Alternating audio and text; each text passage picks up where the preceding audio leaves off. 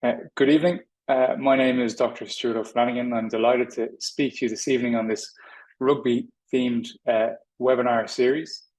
I'm going to talk to you a little bit about rugby sevens this evening and some common injuries. So while it's a very exciting time for the men's 15s as they start their World Cup journey, in a little under 12 months' time, we're going to have, for the very first time, two Irish rugby teams in the sevens competition competing at the Olympic Games in Paris in 2024. So I thought it might be nice to share some insights into the program there.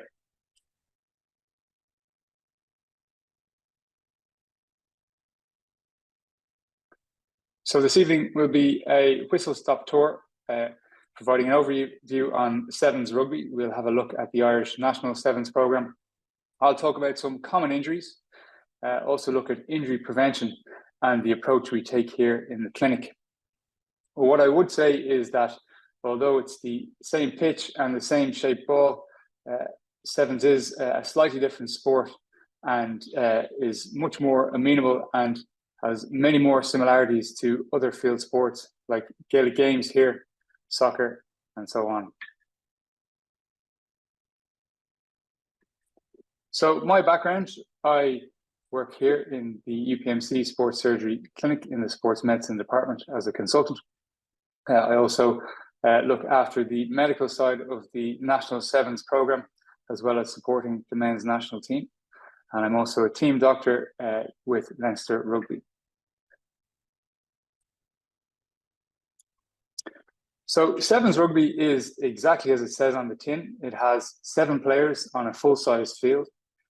Games are comprised of 2 7-minute halves, and typically a tournament will involve 2 or 3 games over the course of a day in a tournament, which is usually over the course of a weekend.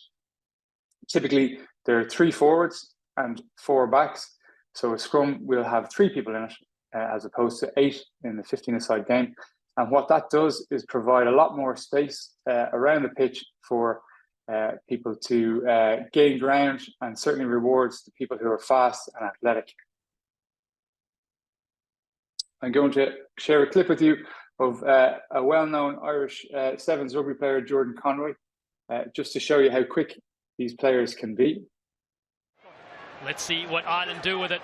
McNulty is the target in the lineup. Kennedy in midfield. Conroy is with him. Conroy goes on the outside. It's Conroy! As you can see, getting up to 36 kilometers per hour in terms of speed. And some of these players really are sprinters, covering up to 10 meters per second. And while they're very good at running in fast lines, they're also very good at changing direction. As you can see here, sidestepping in and out and weaving through players. So speed, pace, power, quick footwork are all rewarded in the game of sevens. So the IRFU National Sevens program was established a number of years ago and has rapidly evolved. They're now made up of 2 squads, men's and women's, with about 20 players per squad, the majority of which are professionally contracted. They're based at the IRFU High Performance Centre, which is in the National Sports Campus in Abbottstown.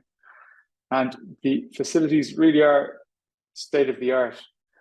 There are 3 outdoor pitches. There is a half-sized indoor pitch for skills and when the weather is less pleasant.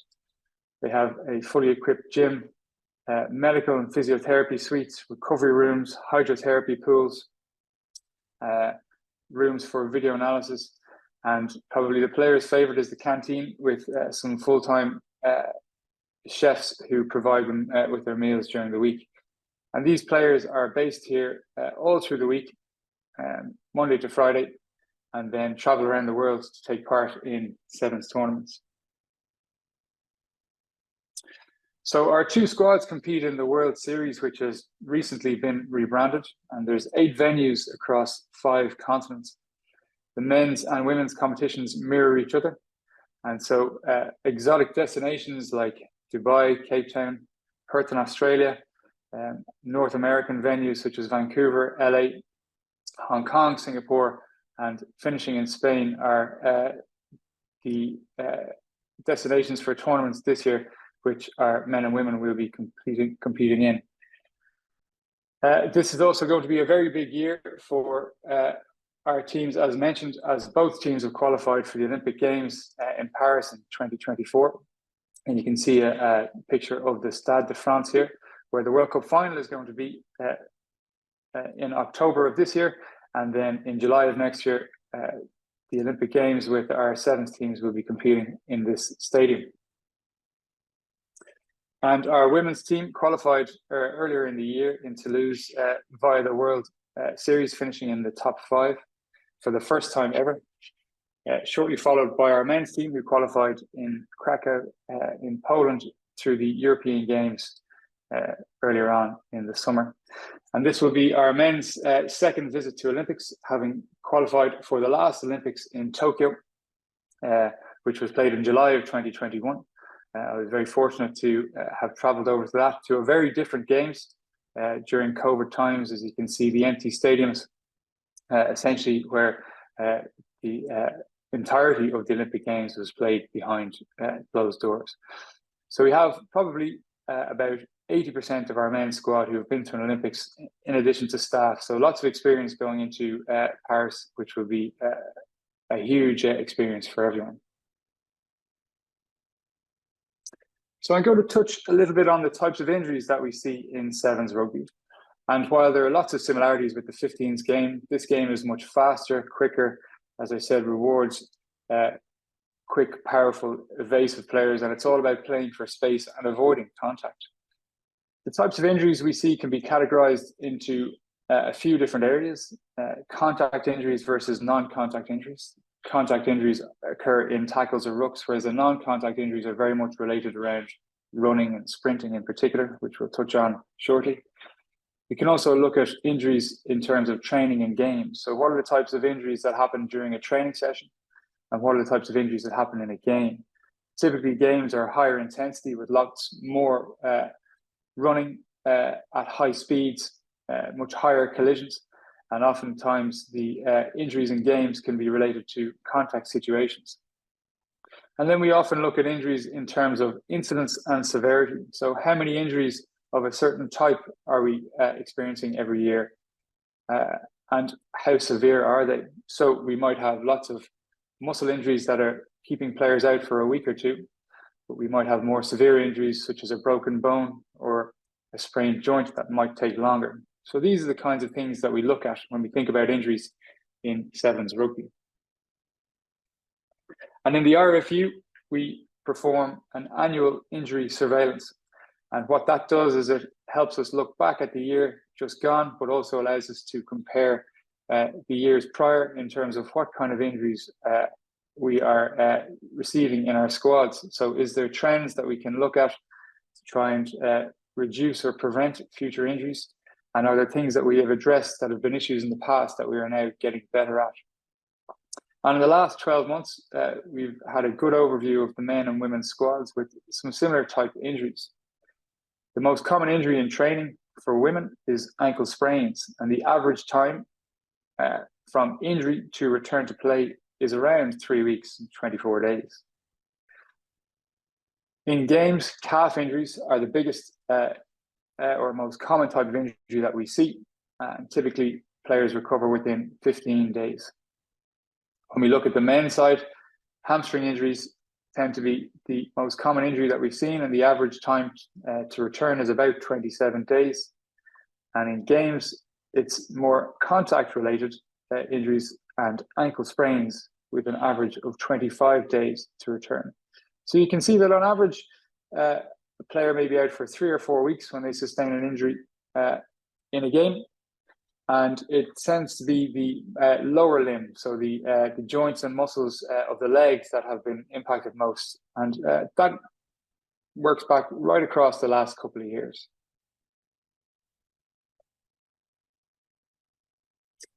So what are the most common causes of injury? And I alluded to it previously.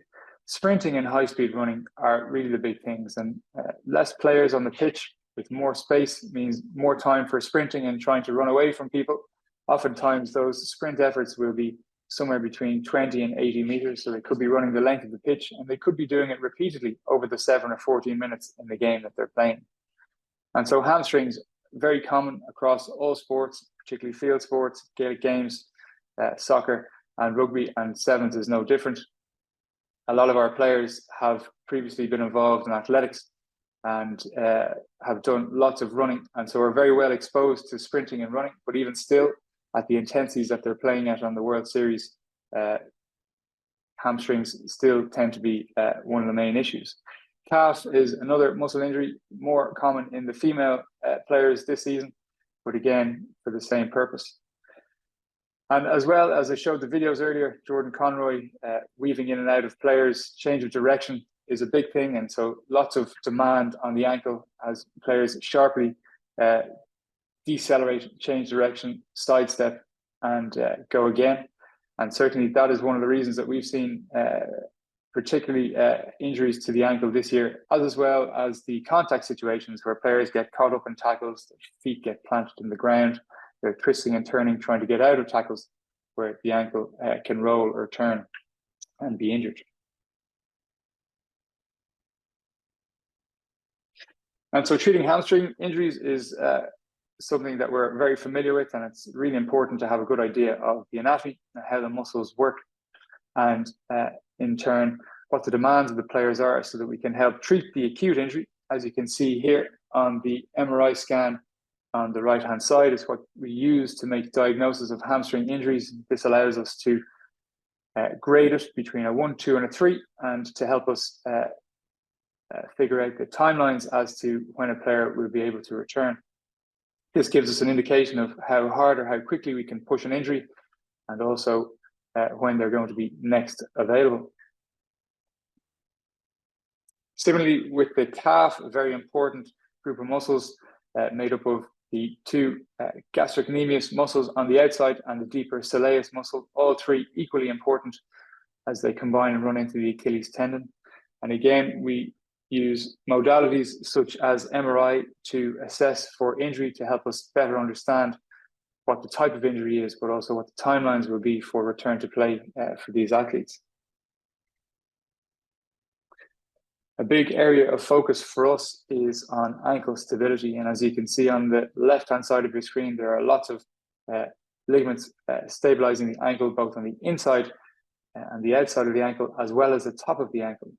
And one type of injury we've seen more commonly in the last number of years is a high ankle sprain, also known as a syndesmosis, which is a ligamentous structure keeping the joint stable at the top of the ankle, both at the front and the back. And this is something that we've seen probably more related to the surfaces that our players are playing on around the world, in terms of harder pitches in warmer climates, as well as some of the stadiums, particularly in North America, where they can be baseball or NFL stadiums, where they are artificial grass stadiums, where the grounds are harder and there's more impact going through the ankles. So in the sevens program, we put a lot of focus on prevention. And my area of interest is much more on preventing injuries rather than dealing with them initially. So if we can prevent them coming, knowing what we know from the last 12 months, but perhaps maybe the last 36 months, we can try and address that in the weekly schedule. So as you can see, here is an example of a week for a player. And this is all of the work they do outside of rugby. So this is off the pitch. So we often do quite a lot of work in the gym in preparation for pitch sessions. So focus will be on movement health. So getting the hips, spine and hamstrings warm and loose, as well as getting the muscles around them active. We put a lot of focus on the shoulder. As you can imagine, lots of rugby tackling needs good shoulder health, as well as putting some work into ankle balance, control and strength of the muscles surrounding that. We put big emphasis on what we call posterior chain or hamstring and gluteal strength, as well as neck strength, which is something we use to help prevent concussions. And this might be done on several days through the week, as you can see on the schedule. And this is all in preparation for training and playing, but also preventing injuries based on what we've seen before. And of course, we have the team approach, but we also have the individual approach. So some exercises will be very specific to a player and their injury history in particular. So you can see an awful lot of work and thought goes into preparing a player in the week. And this is an average week outside of tournament times. So the kinds of things we look at are for the hamstring, strength and high-speed running. So high-speed running is the equivalent of a vaccine for our players in terms of hamstring injuries. So we look to ensure they get a number of exposures during their training week where they're running at very high speeds. We constantly work on the strength of the hamstring and the muscles surrounding that. And similarly in the calf, the three muscles I mentioned, we look at training them regularly with heel raises with a bent knee and a straight leg, for example, as well as sprinting and endurance running. Lots of running volume is important for the calf, and our players cover long distances repeatedly. So it's ensuring that they have enough in the tank to be able to do it, particularly when the intensity is very high in warm temperatures, often very humid conditions also. And as I mentioned, strength, we look at, of the ankle, we look at stiffness. So you can see some jump testing in the bottom picture there, where we are getting real stiffness into the ankle to allow players to withstand the forces as they run, jump and evade the opposition. And our approach here in the clinic is very similar. So we look at any athlete that comes in. And as I said, a lot of the injuries that we see in sevens, I see on a daily basis, particularly now at the moment in championship time in Gaelic football and hurling, but also soccer, hockey, and we get a lot of athletics athletes in at the moment as well. Many of them have transitioned to sevens over the years. So we look at the history, what's the injury been, how many have there been, and of course, focused examination. We often utilize imaging, as I mentioned, such as MRIs, to make the diagnosis, to allow us to understand what structures have been injured, and also to give us an idea of the timeline. And there's various structures in the hamstring, including muscle, fascia overlying the muscle, and tendon, which runs through it. And each of those has a different way of managing and helping a player return to play, often with strength and then running and high-speed running in time before reintegrating into playing and training. We look at other measures such as strength. We do a lot of isokinetic dynamometry testing here. You can see some strength testing of the thighs in that picture. And we also look at jump testing as well as a measure of reactive strength. And ultimately, that culminates in a rehab plan for the athlete to help them return to whatever sport they like to play. And the aim here really is, as I mentioned, prevention, trying to get them back once and for all, and to reduce any risk of future injury as a result. So that concludes my talk this evening. I hope you've found it enjoyable. Very many thanks for your time, and I hope you enjoy the next few weeks, and hopefully we see Ireland doing something special. Thank you. Thanks, Stuart. Really interesting talk. I learned a lot as well about the sevens. So first question, what is the best way to manage a player that keeps having an ankle strain? Yeah, thanks, Fiona. Well, ankle sprains are really common, and it's probably the most common presentation of a joint injury that appears in an A&E clinic and physio clinics around the country. And the biggest predictor of a future ankle sprain is a previous ankle sprain. So prevention is really key. And once you've managed the early stage of the sprain, the swelling and the pain, and making sure that there's nothing more serious, physiotherapy is really important, and making sure that you restore the balance, what we call the proprioception, and improving the strength of the muscles around the ankle, which can drop off really quickly, particularly the calf, and the muscles around the gastrocnemius and soleus, which I mentioned in the talk, are really critical for that.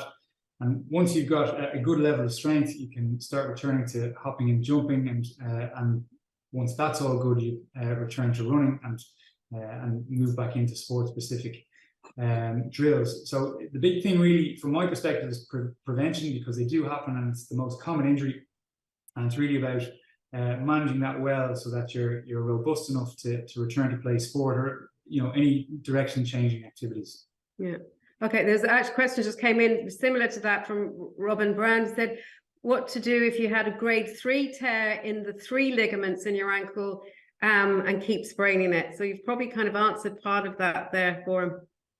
Yeah, and the big thing there with that type of an injury, it's obviously a high grade injury, and you've damaged all the ligaments.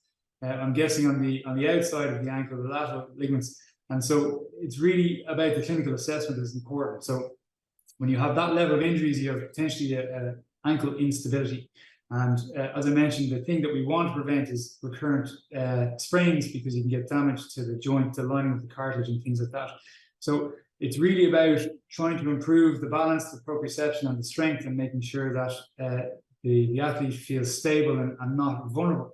But if all else fails, then you're looking at getting some help from our foot and ankle orthopedic colleagues. And on occasion, rehab doesn't work out, or the joint is not stable, and we look at procedures then to stabilize the joint with surgery. But we try as best we can to see how well we can manage. And you'd be surprised, and I've had capped rugby players, All-Ireland hurlers with really high-grade injuries who actually do very well. But when you involve all 3 ligaments, or even the ligament higher up with the syndesmosis, that's more of a challenge, and it very much kind of depends on the clinical picture and the assessment and function and reassessing at short intervals.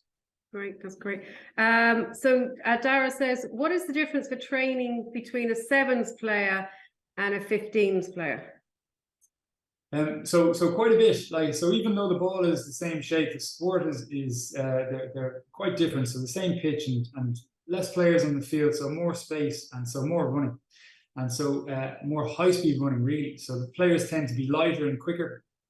And there are some bigger, heavier players, but generally they're more like sprinters and track and field athletes, or similar profiles to GAA athletes as well sometimes. And I remember a couple of years ago, we had some players who came across from one of the 15-a-side provincial teams, and they did more high-speed running in a warm-up for a training session than they'd done in the whole season. And that was measured on the GPS, the little units they wear on their back. So there's lots more running, and there's lots more adaptation that's required to protect people from the likes of hamstring injuries and calf injuries because of that. Okay, thank you. Question here from Joe. He said, what's the best way to build and stretch your hamstrings to prevent pulling them? Well, hamstring strains and injuries are another big thing that we see a lot of in the clinic here. And by the time they end up in my clinic, often they've maybe had 5 or 6. And often tried to make their own return, maybe tried some physio and some rehab, or sometimes they just take rest. And the big thing is getting the diagnosis right from the start. Here we use MRI quite often, because it tells us what type of injury it is, whether it's a muscle injury or whether it involves a tendon which runs through the muscle. And that gives you an idea of the timeline. And sometimes people injure because they come back too soon. And sometimes there's no way of knowing without a clinical assessment, but probably something like an MRI as well. And it just helps with that. So generally, to answer the question, the stronger the hamstring is and the muscles that support around the hip and pelvis, the more robust people are. But also sprinting is like a vaccination in addition. So if you're playing a sport where there's lots of running or high-speed running, you have to be strong, but you have to be used to running and be used to be running fast. So they're all the things that we look to do to try and prevent injuries. We worry a little bit less about flexibility. It's really important, but if your muscles are ready for running and changing direction, we can work around hip mobility and movement around the back and things. But that's the principle we take: strength, sprinting, and then making sure we have the right diagnosis from the start. Okay, thank you. It's just a comment here from Sean Keane. She said she has not a question, but she just wanted to say thanks. This is very informative, great information. Thanks. Stuart, thanks for joining us tonight.